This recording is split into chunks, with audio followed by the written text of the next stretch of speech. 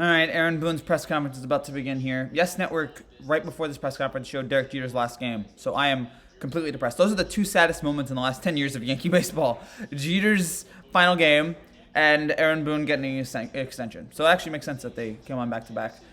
This is going to be the most insufferable press conference of all time. Well, I mean, I think I would turn back to the summer. I would reiterate that, I thought Aaron Boone was part of the solution. Wasn't a problem or the problem. And so mention the summer, but not the postseason, not the fall. Mind, comes from an amazing family that has a history of, in this industry for quite some time. But his ability to connect, to communicate, to be open-minded. He's had a lot of success here, despite obviously our postseason. Then we haven't had success. Results, because our big goal happens to be a world championship, but that doesn't mean there's a lot of goals that. That's the only goal.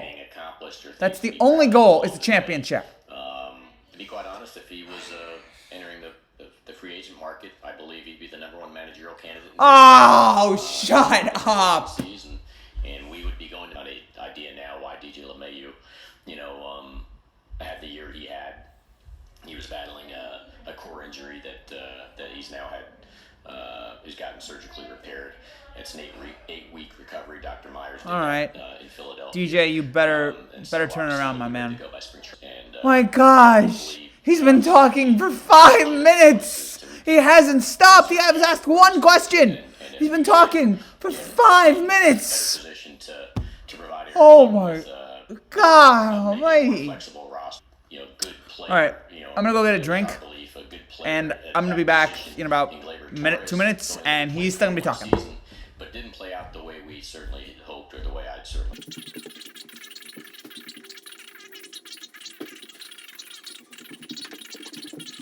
served as second base. In reality. Yep. He's still going. We'll see where that takes us. We'll see. We're going to evaluate all available options. Obviously, we have 2 catchers in Gary and Higgy. He is very lukewarm on Gary Sanchez being back. When he's asked, is he gonna be a starting catcher? We'll see. So Gary might want to start looking for houses outside of New York. And others, and he's going to be very protective of his personnel and of the process, as he sees fit. Because that's the previous year we found a way to get past Cleveland in that series and move ourselves out to San Diego, and then got eliminated, late in the game of a Game 5 of the AL. Cashman is giving so many reasons as to why Boone shouldn't be here. He's talking about how you're only as good as your players. You haven't had a lot of postseason success. He's giving so many reasons as to why he shouldn't be here. So why would you extend him? Jamison Tyon's going to have surgery on October 28th with Dr. Greisberg. Recovery time will be 5 months until he's back to pitching in games. So obviously, clearly, there's throwing programs and rehabs and stuff in between, or towards the end of that. But the expectation is by 5 months he'd be fully operational and back to where he had been prior to the surgery. Clint Frazier is in constant contact with our medical staff, on a weekly basis regarding the status of the dizziness and fogginess that he's experiencing. Clint, come back so we can replace Brett Gardner. Okay, I stopped recording my reaction to the press conference because Cashman was just going on and on and on. The only other interesting thing he said was that he is looking for a new shortstop. That shortstop is a big glaring hole right now, and they need to fix that. I would recommend Carlos Correa or Corey Seager. Those are obviously probably the top 2 guys on the board. I don't know if the Yankees will be able to get them, but they'd be very nice to have. Although I do know that even if they get one of those guys, that still won't fix all the problems we have. I think it's important to acknowledge that I do feel like we do have the people in place to get it done. There's got to be tweaks. There's got to be adjustments. I think, starting from we have the people in place to get it done. We've all got to get a little bit better and they are so clueless. Each other. And one of the reasons I took this is because I felt very confident in my ability, and still do, in getting the most out of people. Okay?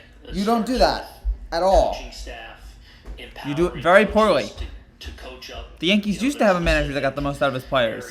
He was called Joe Girardi.